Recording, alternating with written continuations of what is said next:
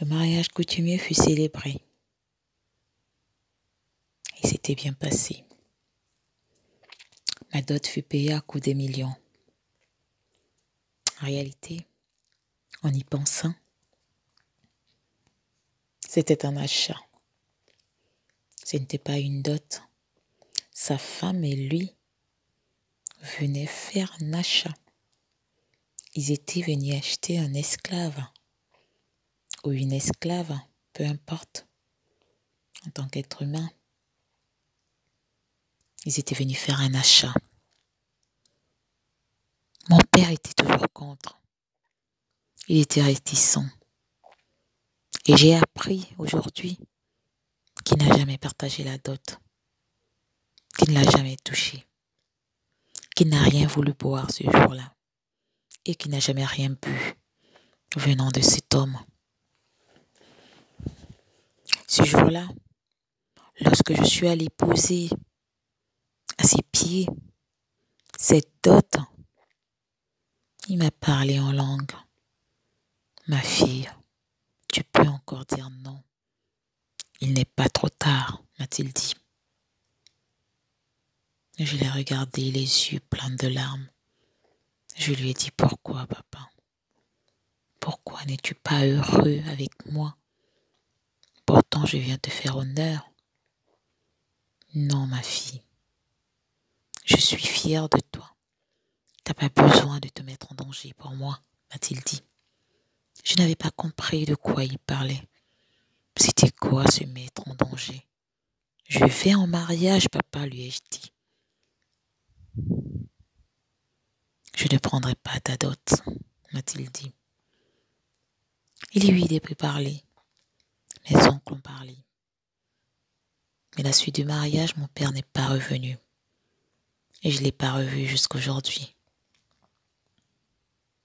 Je me demande s'il avait tout vu ou ses réactions m'ont tout simplement porté malheur. Mais au fond de moi, je comprends que c'est un vieillard. Il avait de l'expérience. Il avait tout vu. Il avait tout compris. Parce que déjà, même ceux qui n'étaient pas vieux, ils n'avaient jamais vu une première femme dans notre contrée venir au mariage de sa deuxième épouse, de sa coépouse, tout simplement. Mais selon qu'on nous avait présenté, selon que j'avais mangé chez elle, je m'étais juste dit que c'était normal. En fait, j'avais été aveuglée par mes ambitions. J'étais tellement prête, quitte à prendre le mari d'autrui, que j'avais pas vu qu'il y avait des choses anormaux qui se passaient en fait. Mais les autres avaient vu. Et ils ne comprenaient pas pourquoi je ne voyais rien. L'ambition du mariage m'avait aveuglée. Je me suis retrouvée alors dans la maison du loup.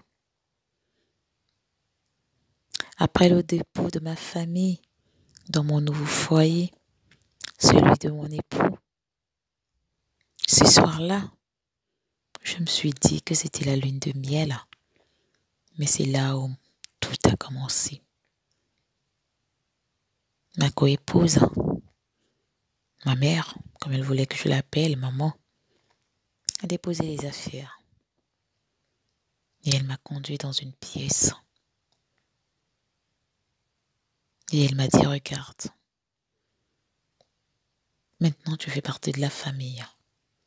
Il faut que tu saches d'où vient l'argent que notre époux dépense. Il faut que tu comprennes d'où vient cet argent avec lequel il t'entretenait, avec lequel il prenait soin de toi, l'argent avec lequel tu faisais des grands voyages. J'avais l'impression qu'elle me reprochait des choses. Elle m'a dit, c'est de là où vient cet argent. Jusque-là, je n'avais pas compris. Elle m'a dit, entre. Cette pièce était peinte en blanc. des rideaux blancs. Et ce qui m'a frappé, c'est qu'il y avait un cercueil au milieu. Je n'avais pas compris. Elle me dit avance. N'aie pas peur, ma fille. T'as bien mangé cet argent, non? Il faut que tu saches que si tu veux continuer à avoir cet argent, c'est ce qu'il faut que tu fasses. C'est moi qui lui ai demandé de prendre une femme parce que je suis fatiguée. Maintenant, je suis vieille. J'ai besoin qu'on me remplace. Tu auras toujours tout ce que tu veux, mais tu devras faire ce rituel à ma place. Matin et soir, tu devras laver ce corps. Ce corps, oui, ce corps. Ce corps n'était autre que le défunt père de mon époux. C'était lui qui était là. Et c'est ce qui faisait le bonheur de mon mari, la richesse de mon mari. Il fallait laver ce corps matin et soir, le dévêtir, le rhabiller et le remettre dans son cercueil. Prendre cette eau et essuyer le sol avec.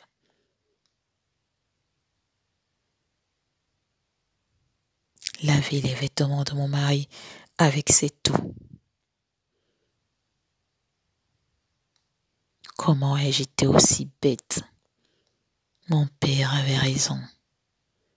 Mais il était trop tard. J'étais enterrée dans la maison des fous. Parce que je me suis tout simplement rendu compte que tous les deux, ils étaient fous. Elle m'a dit, après, tu ne pourras le dire à personne. Tu ne pourras ni fuir ta responsabilité. Tu as mangé l'argent. Il faut que tu prennes service maintenant. Tu penses qu'un homme peut épouser une femme en Afrique, ici, chez nous, après 8 mois de mariage, faire de relation, faire un mariage aussi pompeux? Pensais-tu que tu étais la plus belle sur terre? Pourquoi moi, lui ai-je dit. Oh, tu étais affamée, m'a-t-elle répondu. Affamée, lui ai-je dit.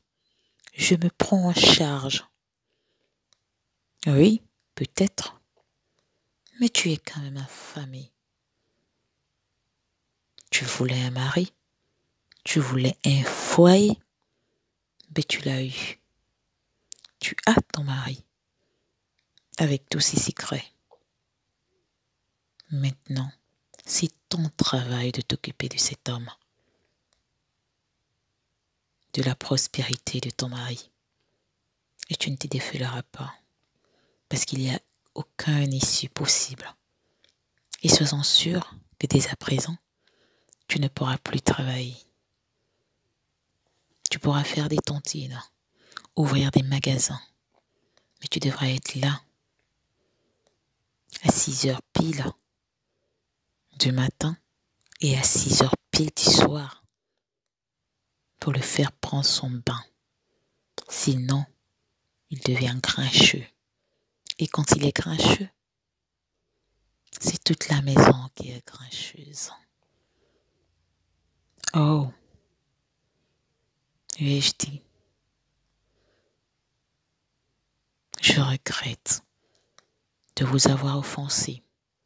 Oh non, tu ne m'as jamais offensé. Je t'ai choisi. Je te voyais passer là, affamée. Et j'ai dit à mon mari, celle-là, elle sera bien. Mon mari n'était pas d'accord. Tu n'es pas son genre, m'a-t-il dit. Fais des efforts, lui ai-je dit. C'est elle qui est bien. C'est elle que je veux pour me remplacer. Pourquoi moi? Tu aurais dû écouter ton père, m'a-t-elle dit. Mon mari m'a dit qu'il n'était pas d'accord, qu'il t'avait parlé en parabole. Mais tu as insisté. Parce que prendre le mari d'une autre ne t'effraie pas. C'est pourquoi je t'ai choisi. Parce que tu étais affamée. Tu étais prête à tout pour être appelée madame. Alors, madame, faites votre travail et continuez à rendre votre mari prospère. Oh, faites-lui des enfants aussi. Peut-être un jour, vous trouverez quelqu'un pour vous remplacer. Ou alors, vous hériterez du corps, de la prospérité de cet homme. Parce que moi, je n'en veux plus. Mais je ne peux pas partir d'ici. Il n'y a que la mort qui nous délivrera toutes les deux, m'a-t-elle dit. J'étais perdue.